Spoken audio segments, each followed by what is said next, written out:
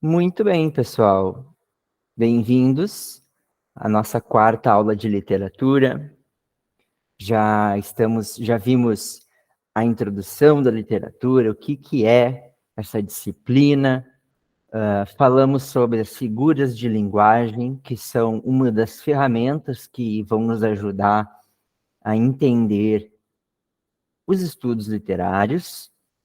E também vimos tipos e gêneros textuais que também são ferramentas para nos auxiliar na leitura.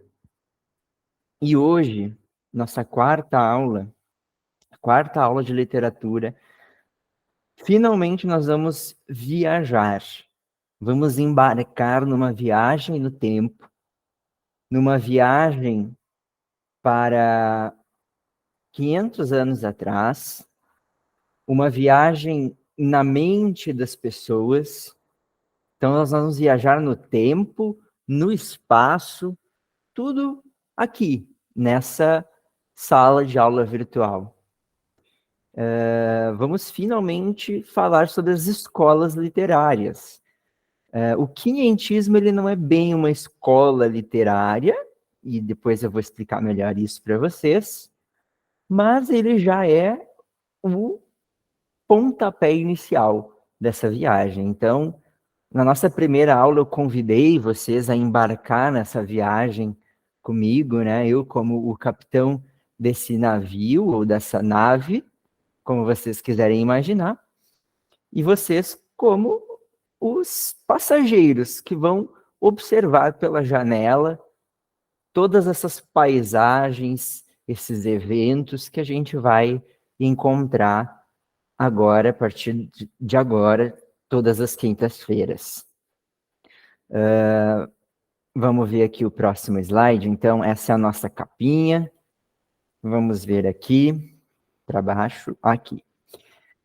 Para a gente começar a nossa aula de hoje, antes de entrarmos a fundo, né, antes de apertarmos o botão da viagem no tempo, eu trouxe aqui para nós um trecho de uma fala do Carl Sagan. Não sei se vocês já ouviram falar do Carl Sagan, se vocês conhecem, mas para quem não conhece, o Carl Sagan é um cientista e um divulgador da ciência, ou melhor, ele era, né? Infelizmente ele já é falecido. E ele,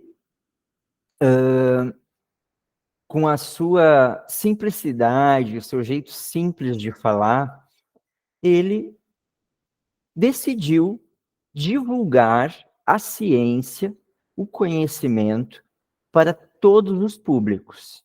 Ele é o desenvolvedor da série de televisão chamada Cosmos, uma série dos anos 90 ou 80, não tenho certeza, maravilhosa. Cada episódio falando sobre um conteúdo, sobre os estudos científicos, e a literatura, ela é um estudo científico também, né? Querendo a gente ou não, a gente entendendo isso ou não, ela é um estudo científico, que é o estudo baseado em causas e efeitos e probabilidades e testes.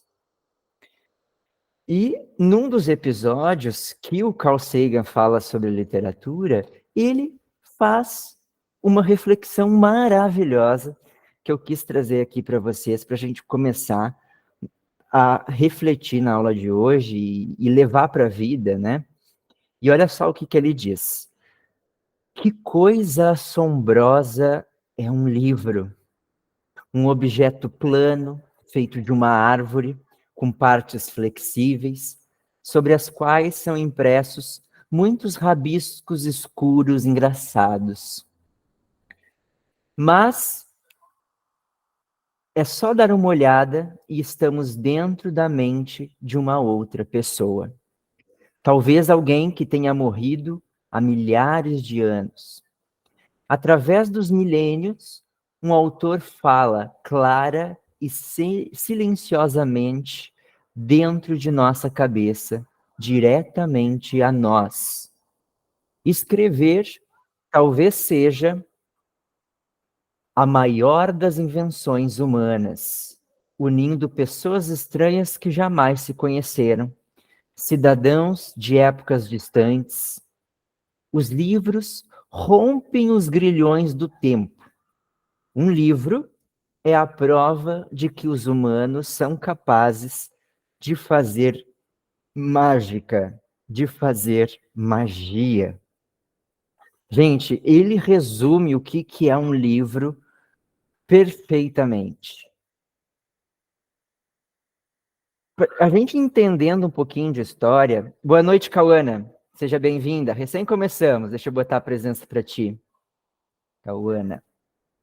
Estamos aqui recém falando do que é um livro, na visão do Carl Sagan. Pessoal, desde o que diferenciou pré-história de história? Foi a escrita. Quando o ser humano começou a escrever, então começou a história. Antes era pré-história.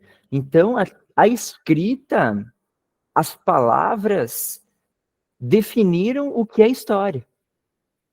Para vocês verem o tamanho da importância que são as palavras. E as palavras, em um grande conjunto, seguindo uma ordem, se transforma num livro.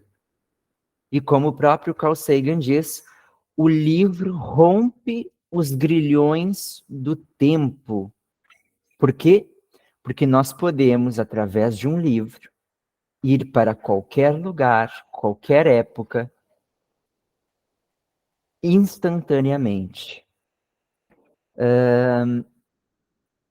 O autor Tolkien, que eu trouxe aqui para vocês um exemplo de um livro dele, que é O Senhor dos Anéis, que vocês já devem ter ouvido falar, já devem conhecer. O Tolkien, ele era um apaixonado por línguas. Ele estudava línguas, o chamado filólogo.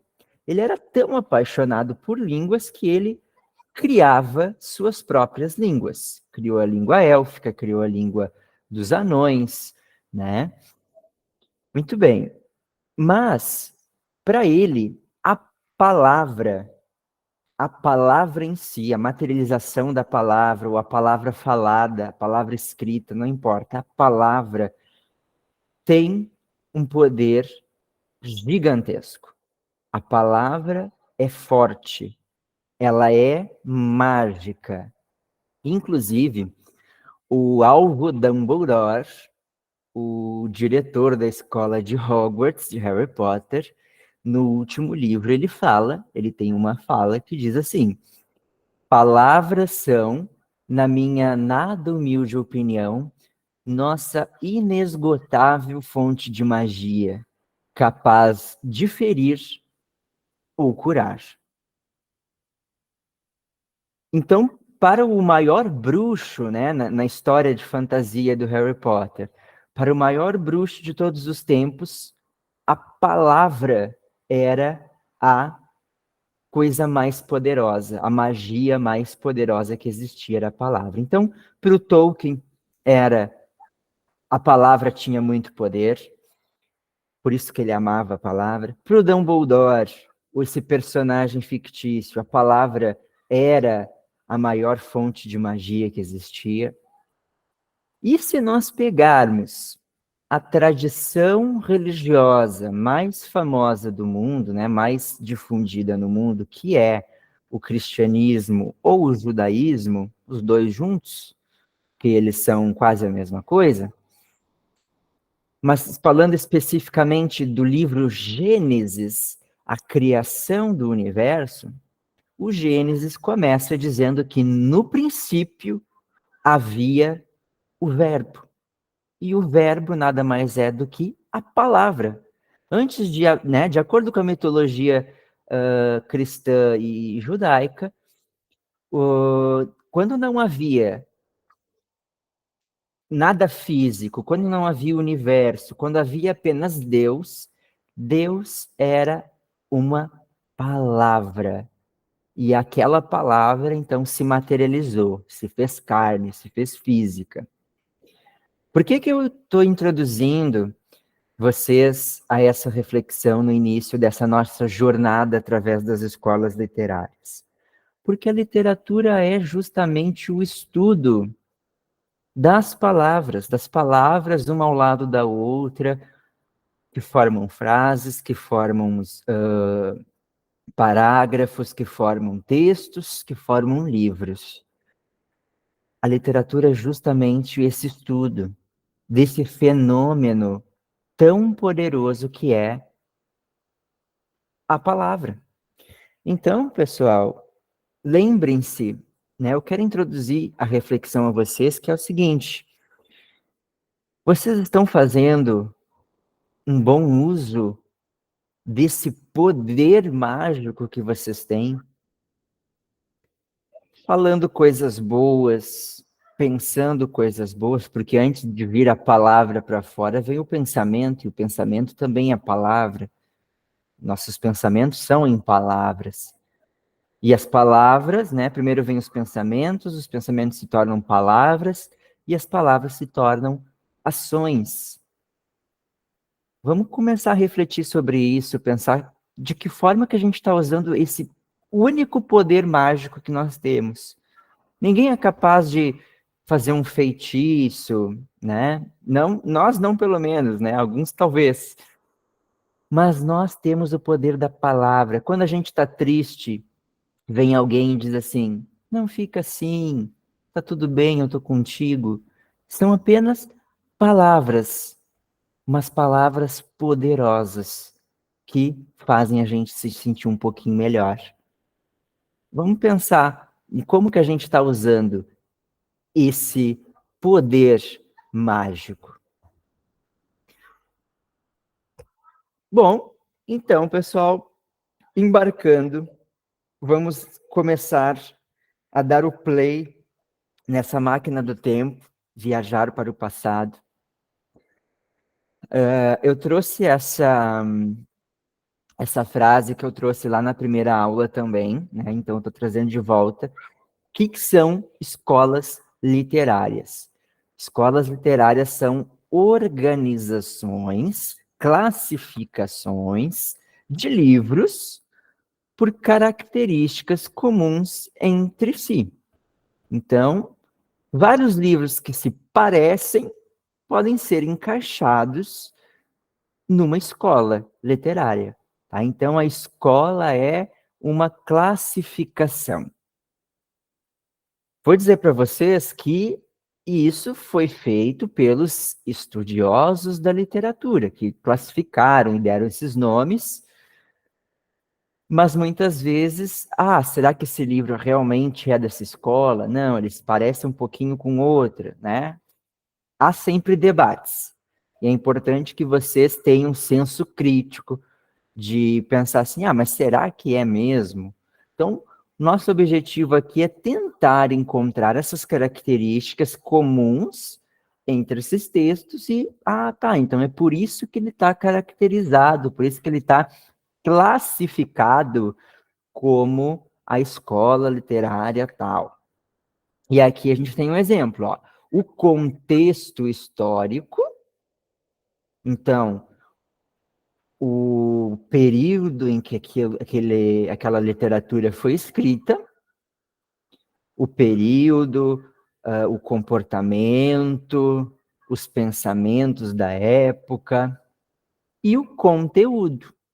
O conteúdo é os temas muito recorrentes nas histórias, né, nos textos, o vocabulário, esse tipo de coisa.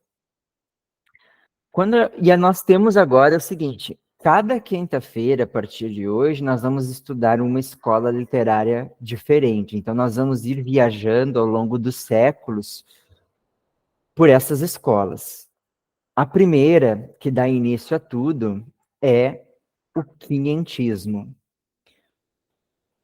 Vejam que eu trouxe aqui para a gente já se familiarizar visualmente. Um pergaminho aberto, uma bússola, um mapa mundi antigo, para a gente já pensar retrógradamente, né? Mais antigo, com pensamento mais antiquado.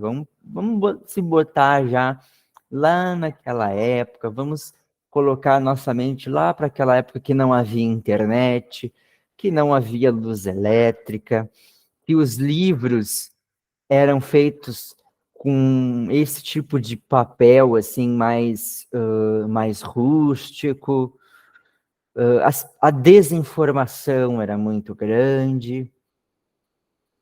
Então, o quinhentismo, que dá início às escolas literárias brasileiras, né, e é importante a gente ter isso claro, que nesses estudos que a gente vai fazer, vamos estudar as escolas literárias do Brasil, que é o que mais vai cair no Enem, é o que vai cair no Enem, são as escolas literárias do Brasil. O quinhentismo, que é esse início de tudo, é o período entre 1500 e 1601, ou seja, 101 anos de produções literárias com características bem comuns, bem incomum. Esse período, então, é relacionado aos registros escritos na época do descobrimento e colonização do Brasil. Por isso que também lá na primeira aula eu disse para vocês que é importante a gente prestar atenção em dois tipos de história. A história com H maiúsculo, que é a história da civilização humana, aquela disciplina de história, e a história que a gente vai encontrar nos textos. Que história, a história com H minúsculo. Pessoal, eu vou ali fechar aquela janela, porque a criançada tá... No verão, ninguém sai de casa. E no inverno, esfriou, decidem jogar bola na frente de casa. Já venho aqui. Só fechar a janela para...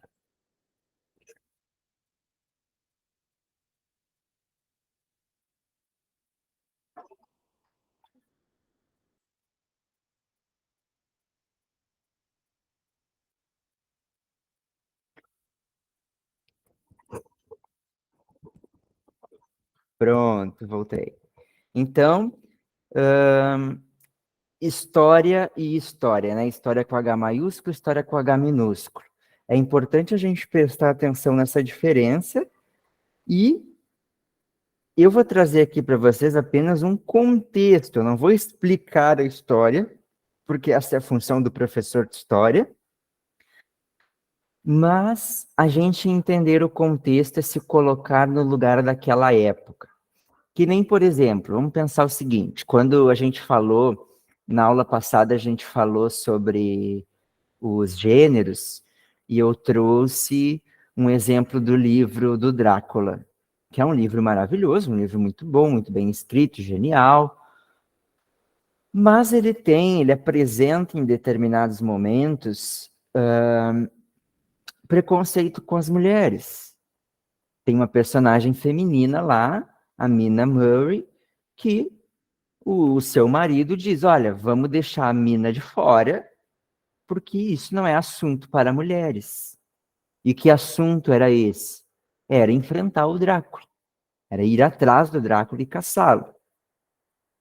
Ela até tem uma pequena fala que diz assim, eu queria participar, mas não vou decepcionar meu marido, sabe? Então até demonstra, o autor, homem, até pensou um pouquinho assim que as mulheres gostariam de viver as emoções, aquelas aventuras, mas não podem, são impedidas. Quando a gente lê o trecho, a gente sente aquele impacto, né? Porque hoje em dia isso é um absurdo. E de fato deveria ter sido absurdo anteriormente. Hoje a gente já está entendendo que isso é um absurdo. Então a gente olha e tem aquele susto. O mesmo a gente tem que ter para esses textos mais antigos ainda. O Drácula, se eu não me engano, é 1800, a escrita dele, 200 anos depois disso aqui, né?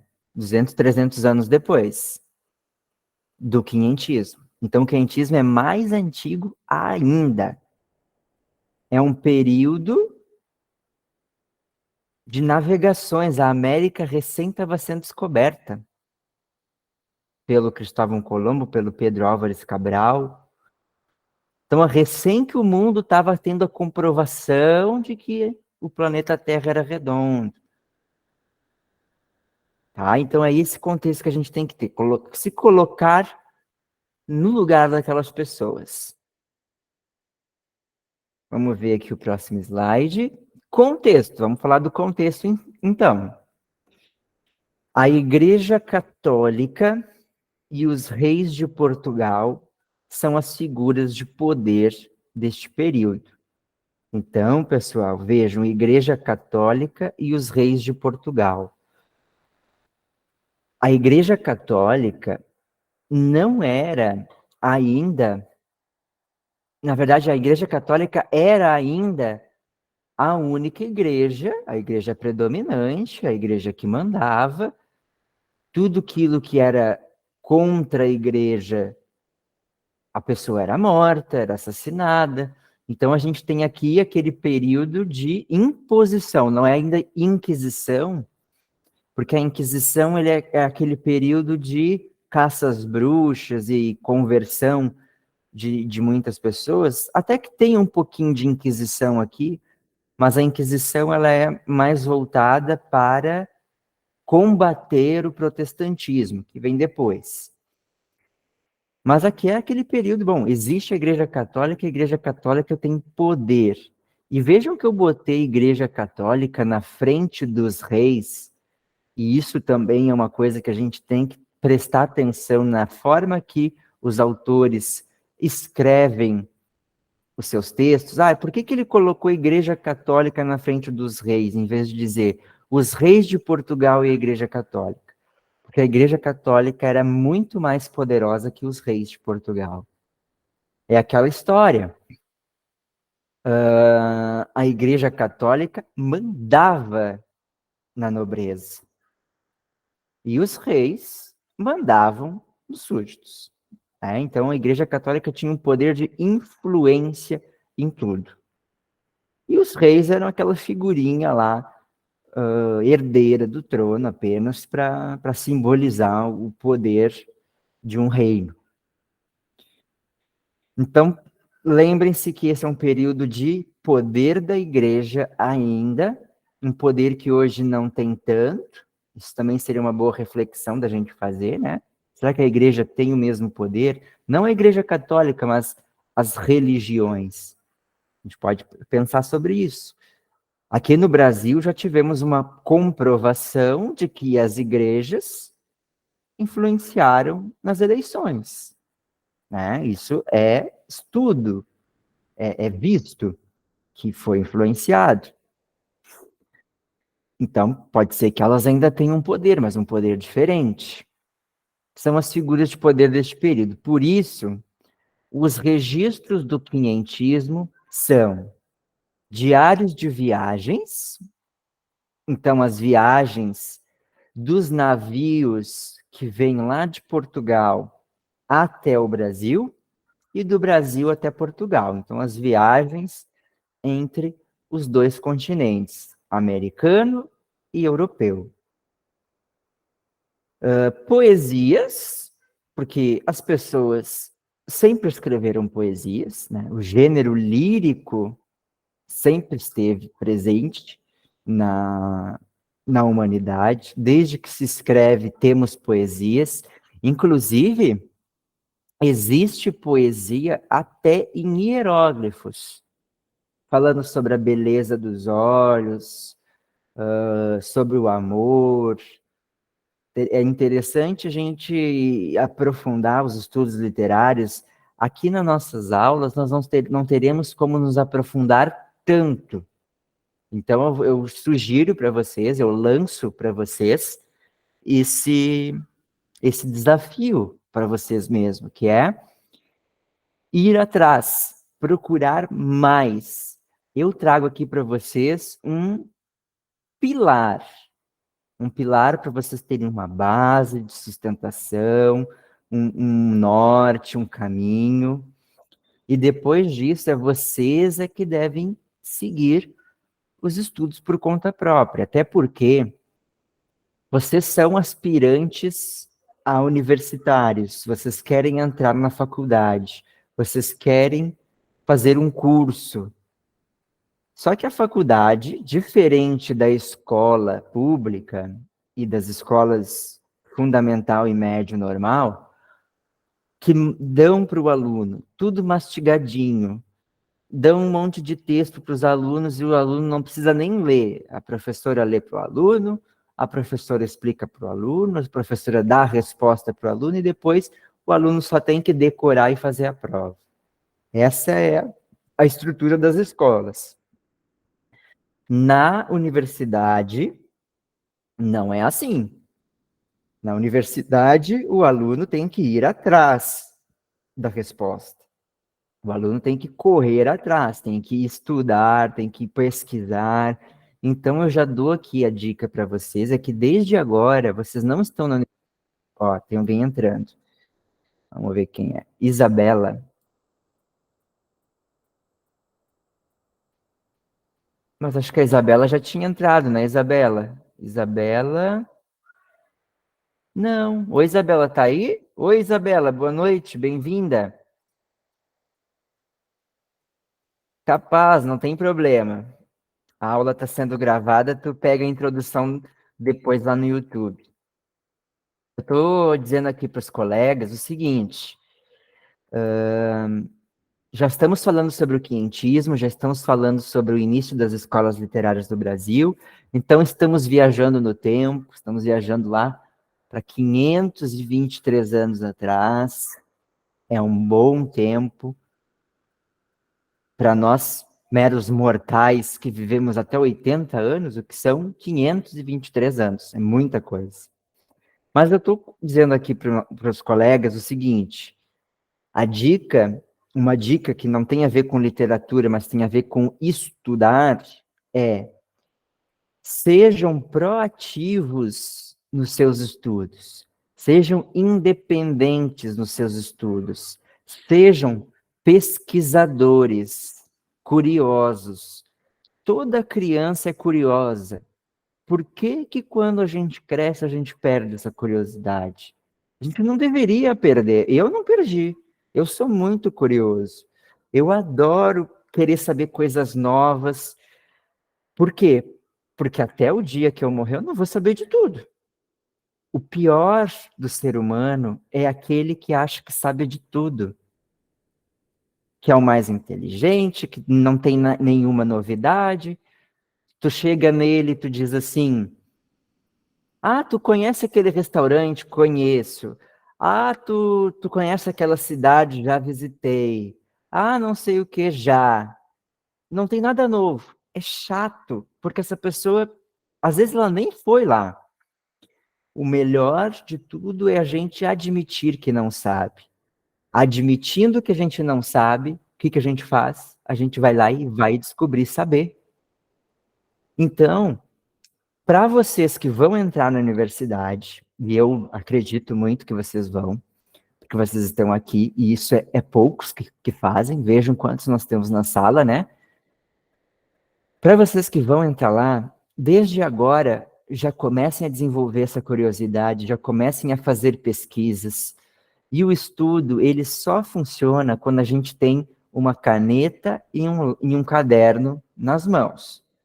Não basta a gente pegar o canetão, o marca-texto e ficar sublinhando linhas. Não, isso é simplesmente sublinhar, é marcar no livro. Isso não serve de nada.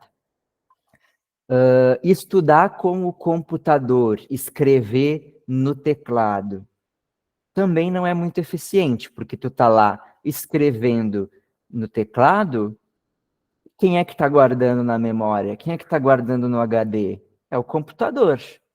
Agora, Quando a gente pega uma caneta e faz uma rodinha e um rabinho para formar um A, faz uma linha e um círculo para formar um B, isso, isso estimula diversos neurônios na nossa cabeça, estimula diversas coisas na nossa mente. E aí, quando a gente escreve, então a Igreja Católica e os reis de Portugal eram as figuras de poder durante o período do quinhentismo. Ah, escrevi à mão isso. Registrou no nosso HD aqui. Então, as dicas que eu estou dando agora, falando sobre o quinhentismo, é justamente isso: é a gente ser curioso, ser pesquisador, porque na universidade vocês terão que ser pesquisadores. Tudo isso iniciou porque eu estava falando de poesias, e poesias são coisas que existem desde o momento que a escrita existiu. Então, não é diferente aqui no período do quinhentismo. E textos religiosos, porque a Igreja Católica também estava escrevendo textos religiosos, escritos pelos descobridores, colonizadores e jesuítas. Então, os descobridores foram aqueles primeiros que botaram os pés aqui, os colonizadores foram aqueles que vieram de Portugal e se instalaram aqui, então começaram a morar aqui, e os jesuítas. Quem eram os jesuítas? Os padres católicos que vieram aqui com o objetivo de catequizar os índios. Então, esses três tipos de pessoas que produziram textos aqui no Brasil, os primeiros textos produzidos em terras nacionais, foram esses três tipos de grupos, em todo esse contexto, tá? Vamos ver se ninguém mandou nada, se não tem nenhuma pergunta, nenhuma observação. Ó, ser curioso é bom, assim sabemos várias fofocas. E fofocas históricas são muito legais também, fofocas antigas. A curiosidade é tudo na vida de uma pessoa, porque sem a curiosidade a gente para no tempo. Dar um exemplo para vocês de curiosidade é o meu avô. Meu avô tem 72 anos, 73 anos, e ele achava incrível um computador. Isso há uns 15 anos atrás. Eu era bem pequenininho. E ele dizia assim, ah, que legal. Ele chegava perto do computador e achava interessante, ficava olhando um tempo, parado, assim. E aí, ele decidiu do nada comprar um computador. E pediu a minha ajuda para ensinar ele a mexer. Então, ele com 70, 60 anos, 60 e poucos anos, não parou no tempo. Ele foi curioso, ele quis aprender. Hoje, meu avô e a minha avó têm smartphones e brigam no Facebook, em comentários, escrevem textões. Curiosidade e aprenderam, quiseram aprender. Não podemos parar, não parem na pista, não deixem de aprender. Eles são fofíssimos. Se vocês conhecessem eles, vocês iam achar assim, é aquele casal de velhinhos que daria um filme, sabe? Cabelinho branquinho. Vamos ver o próximo slide aqui. Ah, olha só, uma pintura bem famosa aqui. O descobrimento, que engraçado, acho que tem um zoom muito forte. Descobrimento de Pedro Álvares Cabral, desembarque de Pedro Álvares Cabral em Porto Seguro em 1500. Pintura de Oscar Pereira da Silva, provavelmente. Não está cortado ali, por algum motivo cortou. Mas no slide não vai estar cortado. Acho que é o tipo de apresentação. Mas vamos olhar, ó. Olha as figuras que estavam ali. Os índios. Olha as figuras que estavam chegando. São essas figuras que estão chegando ali que a gente vai ler. São figuras opressoras. Sim, são figuras opressoras. Figuras que vieram e massacraram esses pobres coitados que estavam ali. E eles escreveram sobre isso. Pessoal, qual é a diferença entre os europeus e o nosso povo indígena daqui? Apenas a necessidade. Por que que os europeus se desenvolveram mais tecnologicamente e os indígenas não? Porque os indígenas viviam no paraíso. Aqui era o verdadeiro paraíso. Por que que eles iam se preocupar com roupa se aqui fazia tanto calor?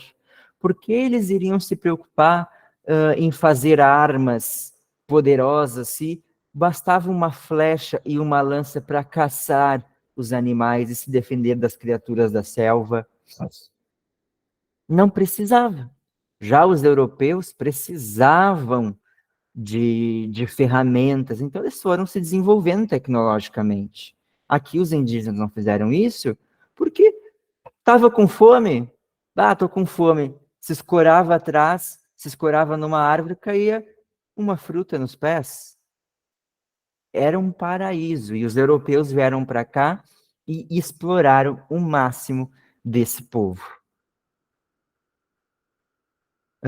Propósito da literatura do descobrimento, então. Do descobrimento. Vejam que é a literatura do descobrimento, é parte do quinhentismo. A intenção dos escritores deste período era registrar os principais aspectos das terras recém-descobertas e apresentar para a metrópole, Portugal. Por isso, muitos textos eram repletos de descrições sobre as paisagens e os povos que aqui viviam. Então, a literatura do descobrimento são cartas, diários, descritivos, com algumas narrativas, mas muita descrição. Então, por isso que é importante a gente ter tido aquela aula passada que falava sobre os tipos textuais. O gênero é o quê? Carta. É diário de viagem, é o gênero. O tipo é como, como é que eles escreveram aquelas cartas? Com descrições, descrições sobre o que eles encontraram. E por que a gente estuda isso? Porque são os primeiros textos que foram escritos aqui nessa terra e porque tem, por mais que seja difícil de pensar assim, nossa, o que vai ter numa carta? Tem beleza, tem técnica, tem uma intenção ali. Então eu vou trazer aqui para vocês, ó, aqui eu trouxe para nós uma imagem de como que é o manuscrito da Carta do Descobrimento. A Carta do Descobrimento, gente, é aquela mais famosa.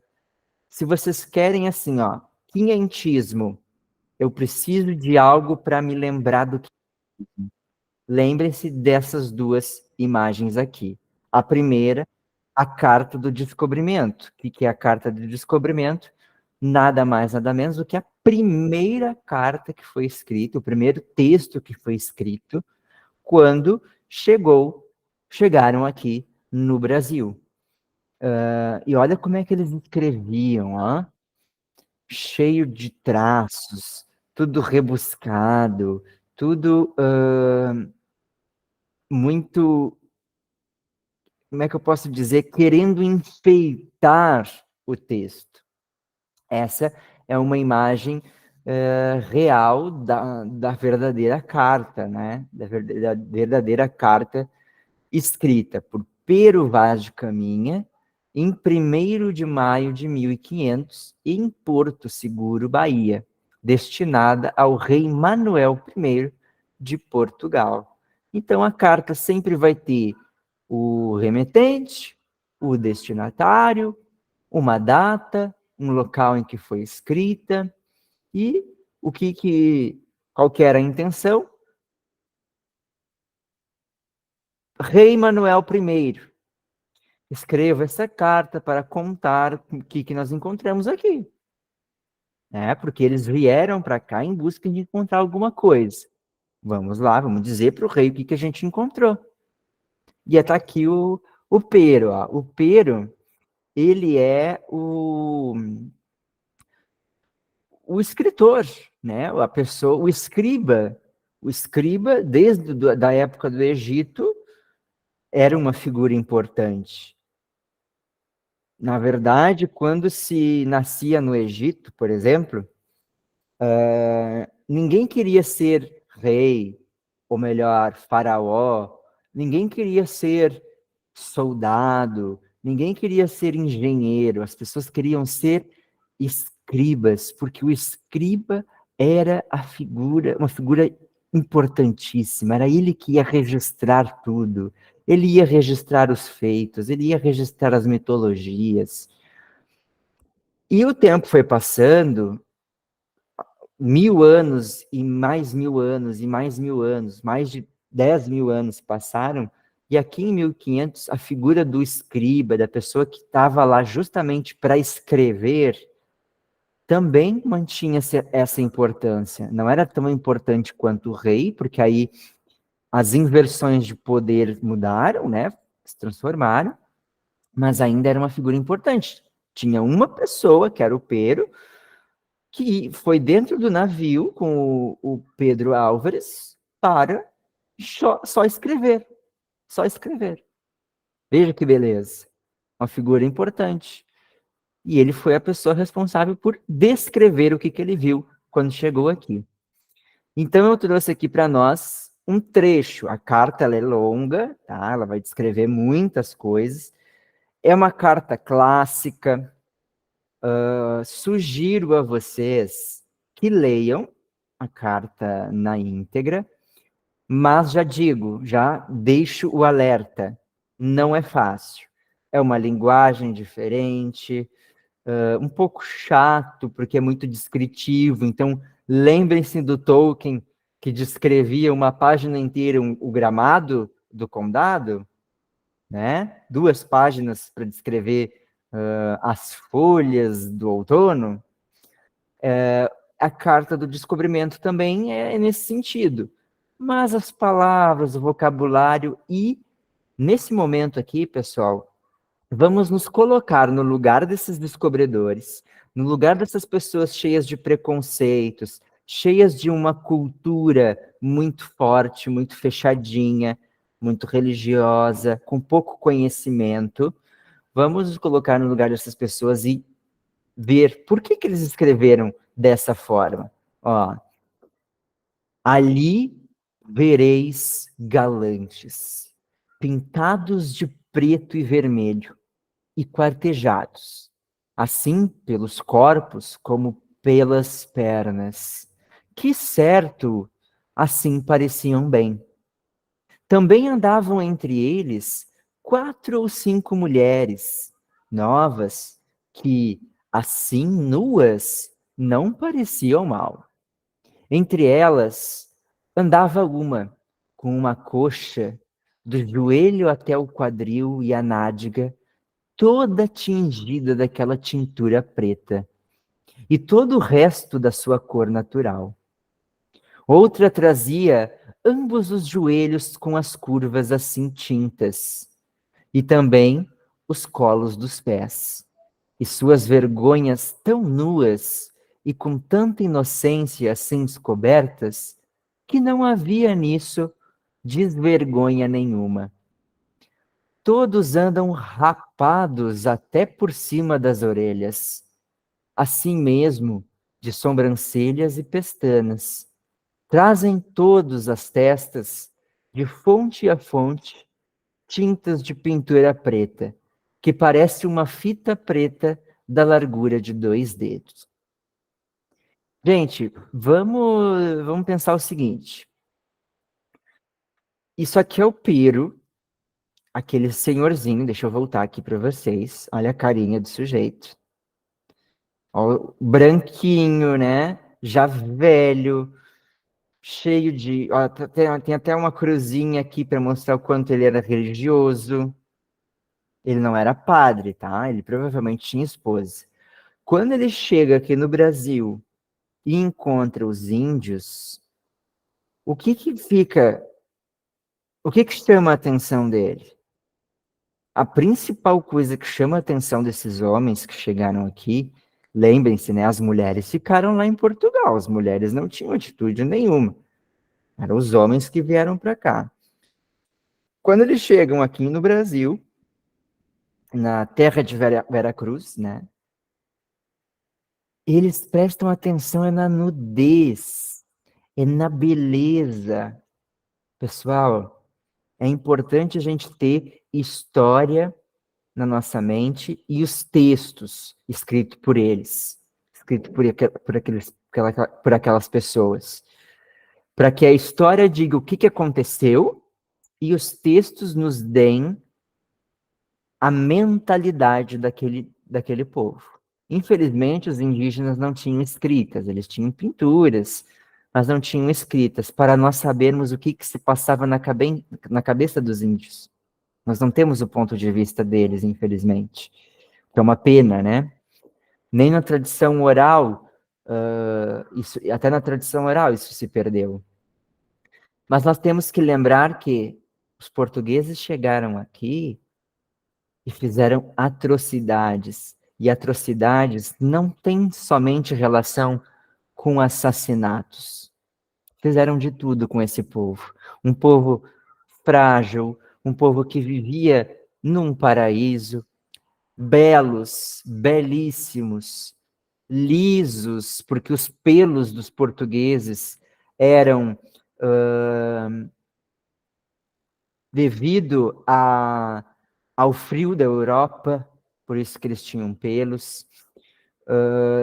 Já os índios aqui no Brasil, no calor, raspavam os seus pelos, e muitos já nem nasciam com tantos pelos assim. Eram lisos, belos, bronzeados, cheios de pinturas. Eles se aproveitaram desse povo. Então, aqui no trecho, a gente já consegue ter uma pequena noção da mentalidade deles e do que eles fizeram. Ah, e olha só, eu trouxe aqui um texto do modernismo, do Oswald de Andrade, que ele faz uma brincadeira referente a esse período que nós estamos estudando agora. Então, o Oswald de Andrade é do modernismo, cerca de 420 anos depois do descobrimento do Brasil. Ele faz uma brincadeira. Erro de português.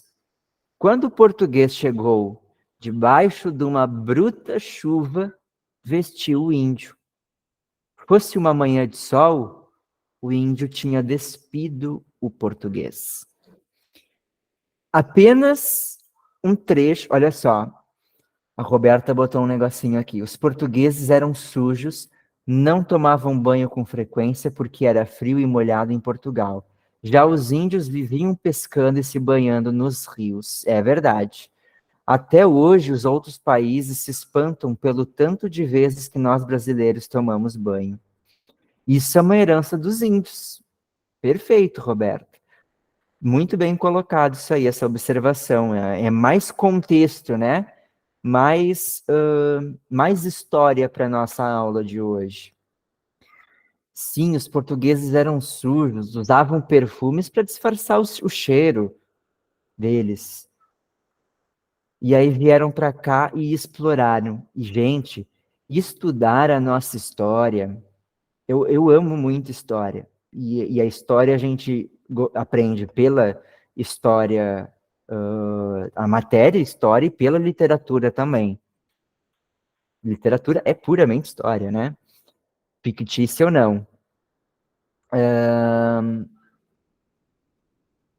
Estudar a história serve para quê? Para que nós não deixemos que isso se repita. Não podemos ser, mais uma vez, esses índios explorados. Não podemos deixar que isso aconteça. Nós devemos ser conscientes, devemos ser lutadores. E como é que se luta hoje em dia? Não é com armas.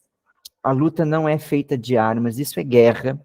É uma guerra que é terrível, que tem a ver com os poderosos. Nós não somos poderosos. Nós temos que ter o poder do conhecimento para defender o nosso país, que, querendo ou não, ele é nosso. Nós nascemos aqui, no nosso certidão de nascimento está lá, brasileiro, nós sempre seremos brasileiros, a vida inteira. Temos que defender o nosso país, defender a nossa terra, a nossa origem. De que forma? Não podemos deixar que outros países venham para cá nos explorar, porque nós temos tudo aqui. O Brasil é um paraíso e querem esconder isso da gente. Ó, dizem que o buquê de flores foi inventado para disfarçar o cheiro. E o buquê de noiva, né? O buquê de noiva foi inventado para disfarçar o cheiro. E que eles ficavam sendo abanados não porque estava calor em si, e sim para amenizar. É verdade, é verdade. Tem toda a razão. Também já ouvi essa teoria aí que sim, o buquê de noiva foi inventado para disfarçar o cheiro, porque eram porcalhões. E aqui está, né, pessoal, o Oswald de Andrade fazendo uma piadinha aí sobre o que é um erro de português, né? Erro de português não é gramaticamente, não. Não existe erro de português. Se a gente se entende, não é erro. O erro de português foi eles terem vindo para cá, tá? Mas é isso, pessoal. Temos que nos apropriar do que é nosso. Não vender, não dar de mão beijada. Vamos falar sobre os propósitos da literatura jesuítica. Então, dentro do quientismo, vamos ter a literatura do descobrimento e a literatura jesuítica, com o objetivo de catequizar os povos indígenas. Os padres jesuítas tinham a missão de transmitir e ensinar a cultura cristã através de textos religiosos produzidos em terras nacionais. Então, os jesuítas, depois de um tempo, primeiro veio os descobridores, né? Encontraram aqui a terra. Depois vieram os colonizadores, começaram a construir umas casinhas, começaram a plantar, começaram a dividir as terras, a explorar mais o ambiente, a explorar a mão de obra escrava dos índios. E aí perceberam o seguinte: como é que nós vamos dominar esse povo? E dominar escravizando eles. Primeiro, eles têm que aprender a língua portuguesa. Como é que eles vão aprender a língua portuguesa? Através dos textos. Bom, mas só aprender a língua portuguesa não vai ser o suficiente, porque nós vamos dar para eles um poder, que é a língua, que é a palavra. Temos que dar a eles doutrinação. Então, eles chamaram a igreja para vir para cá. Vocês acham mesmo, pessoal? Pensem bem. Vamos refletir, né? Vocês acham mesmo que os padres vieram para cá para trazer a palavra de Deus aos índios? Não, não foi por isso, infelizmente não. Não foi com boas intenções. Foi para dominar a cabeça daquele povo, para que eles trabalhassem sem ganhar nada para Portugal. É isso que é história, é isso que a gente tem que tentar entender. Foram doutrinar lavagem com lavagem cerebral, isso aí, com lavagem cerebral. Então eles ensinaram a cultura cristã para os indígenas e o português através dos textos que eles começaram a produzir aqui. Então é aqui que nós vamos ter as missões jesuíticas aqui no Rio Grande do Sul, que a gente conhece, que embora seja um lugar bem interessante de visitar, é um lugar com uma energia muito pesada como é que eu posso dizer, de opressão. É opressor aquele lugar. Construído, é um lugar belíssimo, né? Gigantesco, colossal, as ruínas, mas construídos pelas mãos daqueles escravos indígenas. É interessante a gente saber disso, importante a gente saber disso, para que a gente não deixe de repetir, se coloque no lugar daquele povo. Vamos ver aqui um textinho, então. Olha aí, ó. Antes do textinho. Primeira missa no Brasil. Tá lá os padres jesuítas. Reparem que sempre vai ter um soldado, ou melhor, soldados, na volta, que são os colonizadores, tá? Quando vocês ouvirem falar da palavra colonizador, lembra que é aquela pessoa que veio se instalar aqui de fora, veio de fora, veio se instalar aqui, e brutal, porque era tudo na brutalidade. Era tudo cortando árvores e decepando cabeças que viesse pela frente. Se esses indígenas, eles estão aqui comportadinhos, eles estão aqui quietinhos, observando todo o rito da missa, né? A primeira missa realizada no Brasil. Eles estão olhando, não estão olhando porque estão encantados, porque eles tinham a sua própria cultura, eles foram calados. Eles estão aqui com esse comportamento, porque tem aqui o soldado. Tem aqui o soldado que já deu a dica para eles. Chegava uma pessoa, chegava um índio, que tentasse desafiá-los, não tinha palavra, não tinha o que fosse feito, o que pudesse ser feito. Era cortado a mão, era cortado o pé, ou era cortado a cabeça. Era cruel, gente, era crueldade. E aí servia de aviso para os outros. Opa, não podemos desafiar essas pessoas.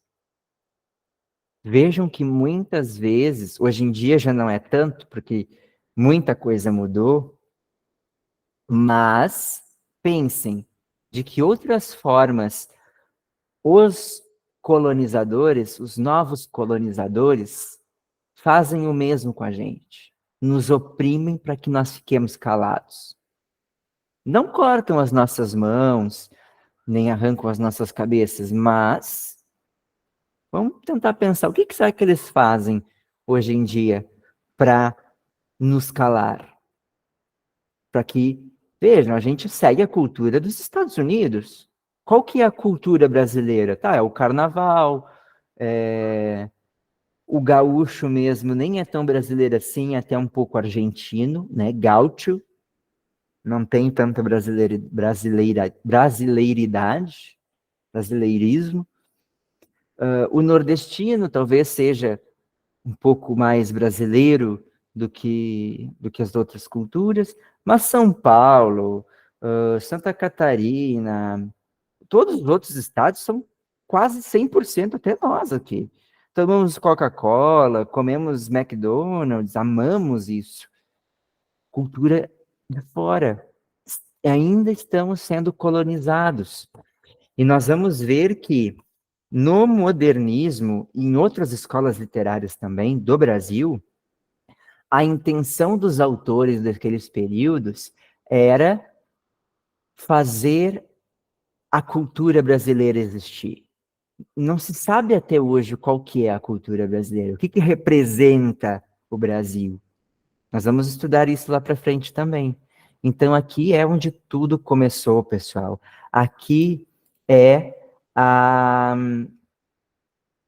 origem da nossa vida. Somos oprimidos, somos colonizados, não somos independentes. Independência do Brasil? Eu acho que não existiu independência do Brasil. Existiu para o Dom Pedro, que era imperador, mas para o brasileiro continua sendo escravizado. O brasileiro continua sendo esses índios que tem que ficar sentadinhos aqui, apenas observando, com medo de agir para não morrer. Olha ali, ó. Sim, o Rio Grande do Sul tem muito vestígio dos escravizados, das escravidões. Sim, tem muito. Pelotas mesmo, né? Acho que vocês, a maioria, estão de Pelotas, não sei. Pelotas é um lugar que teve as famosas charqueadas, que eram carnes secas, não tinha geladeira na época, então eles ressecavam a carne no sol, formando assim o charque, e isso era feito pelos escravos. Então tem vários locais em Pelotas, construções antigas, a própria biblioteca, o Museu do Doce, a prefeitura, são lugares que têm porões onde os escravos ficavam alojados. Gente, eu entrei uma vez num, é arrepiante, assim, ó. Tu te sente, é apertado, é baixinho. Tu fica pensando como é que essa gente vivia aqui. E como é que pode o ser humano ter tanta crueldade? Mas, diferente dos colonizadores e dos descobridores, que, ó, eu morava num lugar que meu vizinho tinha um muro baixinho de pedra feito pelos escravos. É estranho pensar que aconteceu onde eu morava. É, pessoal, a nossa terra a gente não imagina, mas outras pessoas passaram por esse mesmo lugar que a gente está pisando hoje. Pessoas derramaram o seu sangue. O Rio Grande do Sul, assim, a gente poderia entrar num grande debate espiritual, assim, né? Mas o Rio Grande do Sul foi um lugar que muito sangue foi derramado. É uma terra muito amaldiçoada, assim por dizer, né? Se a gente for pensar na magia e no espírito e né? Nesse tipo de coisa. Mas o sangue, o ato da violência deixa marcas. Assim como também lá nos campos de concentração de Auschwitz, que só tem o que sobrou, todo mundo que vai em Auschwitz diz: é um lugar assustador, é um lugar pesado, é um lugar que tu te sente mal. Não tem nenhum judeu lá, tem só o vestígio do que sobrou. Mas a pessoa sente o peso da crueldade, porque fica no lugar. Talvez a ciência ainda não tenha explicado o porquê disso, mas a gente consegue sentir. E o que a gente sente é a ciência, é prova, é sensação, é real, né? O, o olhar, a visão é uma sensação, o que a gente olha é real.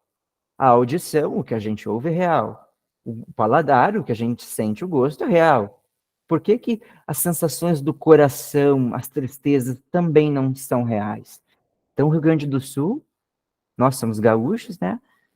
O Rio Grande do Sul é um estado que tem isso, tem muito massacre, tem muita sangria, muita violência, pessoas deram suas vidas por outras sem querer, porque foram obrigadas. Então, essa é a história do nosso Brasil. Mas eu estava dizendo aqui, gente, que é o seguinte: diferente dos colonizadores, dos descobridores, que não eram lá tão inteligentes assim, tão estudados, os padres, os jesuítas, já tinham um pouquinho mais de estudo, porque eles viviam nos monastérios, nas igrejas, fazendo leituras, fazendo meditações. Então, eles tinham um pouquinho mais de intelecto. Então, eles também produziram textos. E os textos deles, diferentes lá daquela carta do descobrimento, vamos ler aqui um textinho.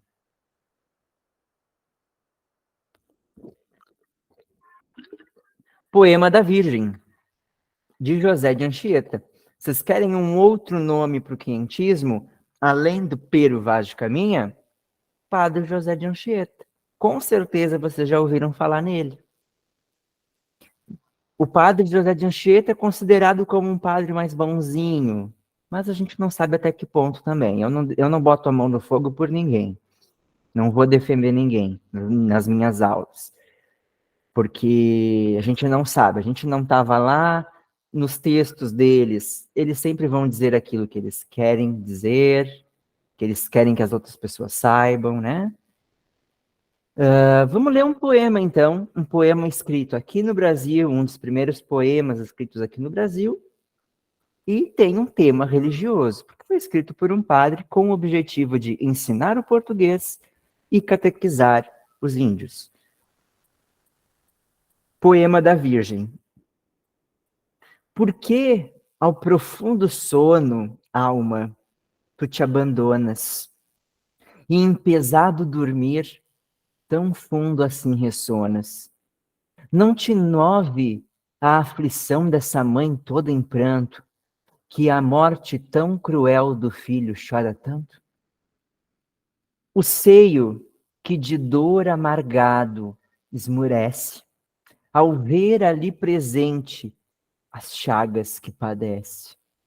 Onde a vista pousar, tudo o que é de Jesus ocorre ao teu olhar, vertendo sangue e fluz. Olha como, prostrado ante a face do Pai, todo o sangue em suor do corpo se lhes vai. Olha como o ladrão, como a ladrão, essas bárbaras hordas pisam-no e lhe retém o colo e a mão em cordas, com cordas. Olha, perante Anás, como o duro soldado o esbofeteia mal com punho bem cerrado.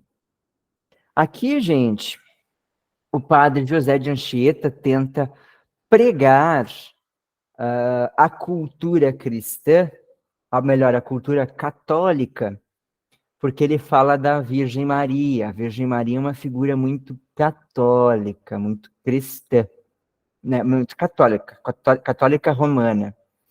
Católica romana é o quê? É a imagem de Ísis, a deusa do Egito, com seu filho Horus no colo. Uma imagem que tinha lá no período de Roma, antes do cristianismo, que se incorporou na religião cristã, na religião católica, mais especificamente, e virou a imagem da Virgem com o menino Jesus. Então, foi uma imagem que se transformou, e eles quiseram, o padre José de Anchieta quis trazer para os índios a percepção da ideia do sofrimento da mãe, e que nós, a nossa alma, o nosso egoísmo, não percebe esse sofrimento, não percebe a dor dessa mãe.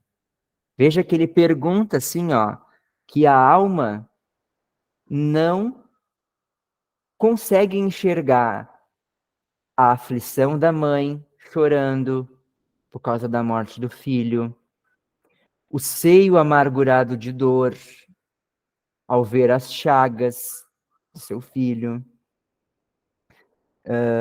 Vamos ver o que mais ali, ó. Olha como prostrado ante a face do Pai, todo o sangue em suor do corpo se lhe esvai. O que é isso? Está contando aqui para nós também, ela na frente da cruz, enquanto sangue e suor escorrem de Cristo. Então, ao mesmo tempo que ele é poético, que ele utiliza palavras belas, um vocabulário para ensinar o português para o povo indígena, ele também está mostrando o que é a cultura do catolicismo. Esse é o objetivo dos poemas dessa época. Mas, ao mesmo tempo, por mais cruel, por mais opressor, e por mais que, bom, vamos dizer assim, eu não sou religioso, não sigo nenhuma religião, dando um exemplo. É lindo, é maravilhoso, é muito bem escrito, é um soneto perfeito.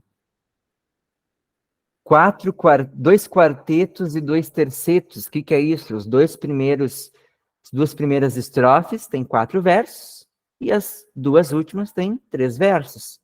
É a fórmula perfeita de um poema, o chamado soneto. As rimas muito bem colocadas, a sensação de sofrimento, até o tom do poema, a gente consegue entender na sua construção, na sua leitura. Então vamos fazer mais uma leiturazinha aqui, para a gente levar isso. Poema da Virgem. Porque ao profundo sono, alma, tu te abandonas, e em pesado dormir, tão fundo assim ressonas. Não te move a aflição dessa mãe toda em pranto, que a morte tão cruel do filho chora tanto?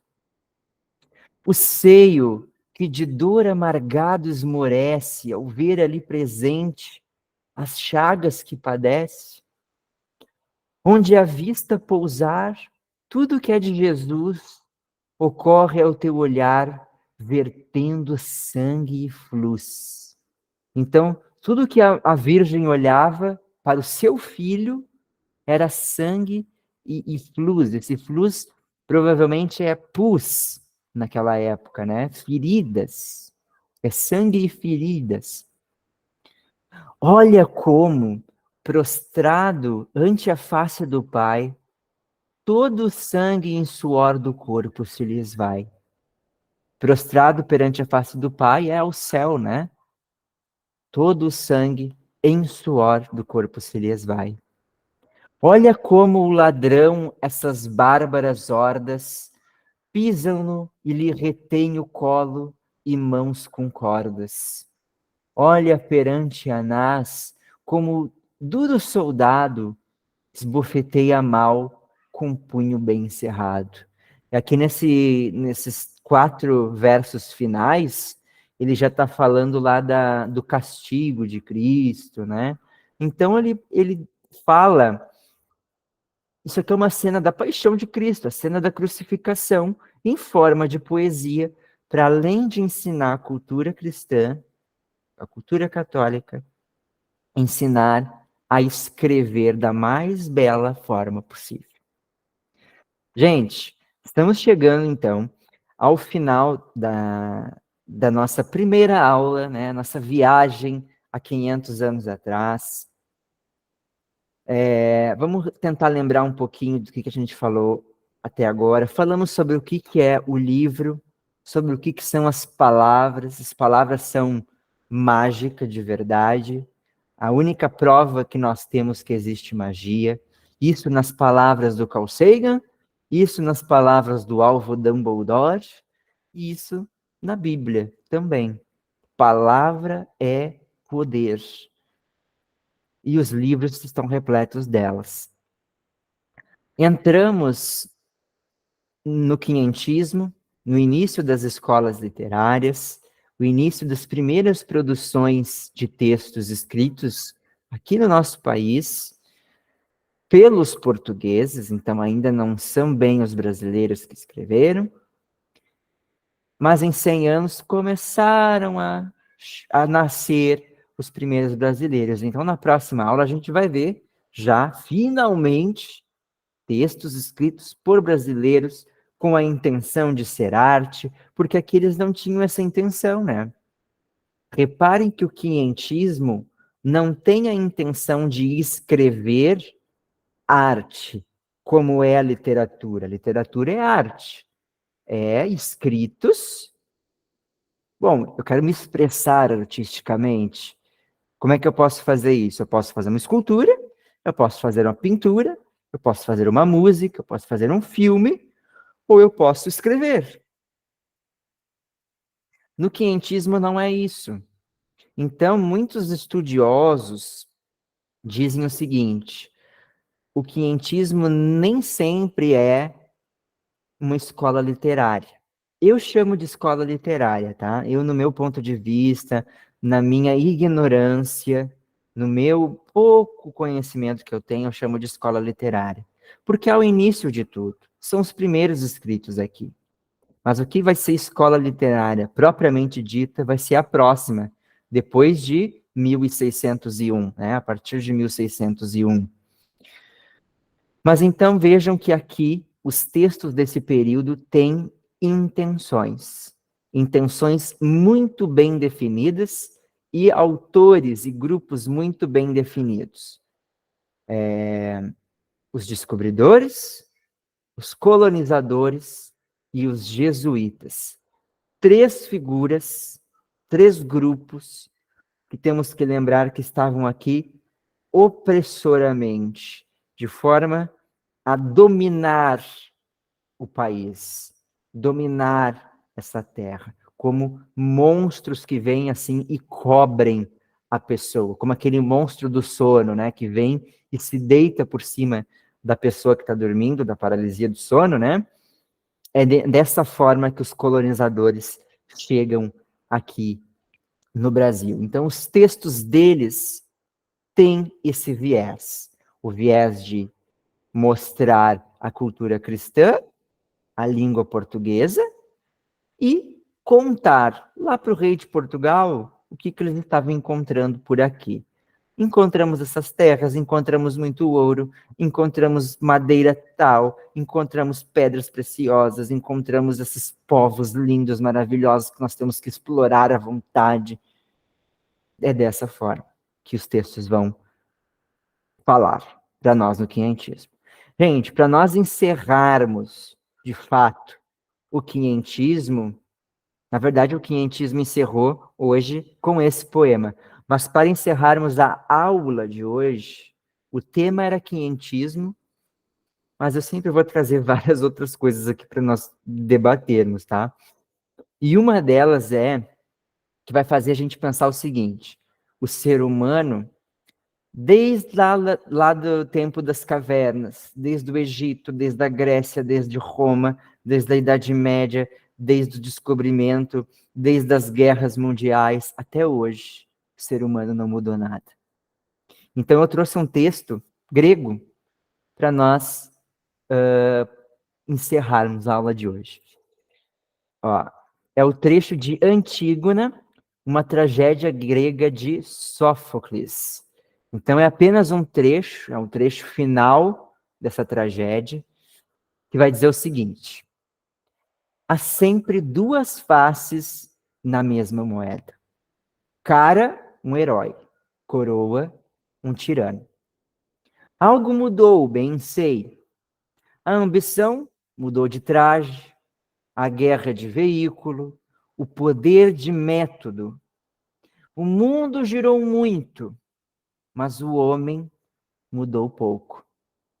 Porém, repetir uma história é a nossa profissão e nossa forma de luta. Assim, vamos contar de novo, de maneira bem clara, e eis nossa razão. Ainda não acreditamos que no final o bem sempre triunfa, mas já começamos a crer, emocionados, que no fim o mal nem sempre vence. O mais difícil da luta é descobrir o lado em que lutar. Gente, muito obrigado pela presença de vocês. Mais uma vez, eu dou parabéns pela força de vontade, por essa garra que vocês têm de estarem aqui querendo aprender mais para conseguir entrar no vestibular. Vocês são nota 10. Lembrem-se sempre que vocês estão convidados a contribuir com as aulas, tá? A trazer textos, a trazer poesias, a trazer ideias, sugestões. Me chamem no meu WhatsApp. Eu não estou aqui como o ditador, professor. Eu não gosto de só eu falar. Eu adoro ler o que vocês escrevem aqui no chat. Para mim é maravilhoso. Vocês fazem parte dessa aula, tá? Lembrem-se disso. Pensem, se vocês quiserem trazer alguma coisa para o barroco, que é o tema, né, que vai ser o tema da nossa próxima aula, sintam-se à vontade. Não precisa ser necessariamente algo do barroco, mas trazer algo para a aula do barroco. É sempre legal a gente compartilhar poesias, compartilhar textos, compartilhar ideias, porque assim vocês não vão ter só a minha influência na literatura, vocês vão ter influência dos colegas também. Com certeza, cada um de vocês aí tem influências maravilhosas. Gente, uma boa semana, um bom finalzinho de semana também. Parabéns mais uma vez, muito obrigado, boa noite, tudo de bom. Tchau, tchau. Obrigado, Isabela. Boa noite. Tchauzinho, tchauzinho Ingrid, tchau Roberta, tchau Teodoro.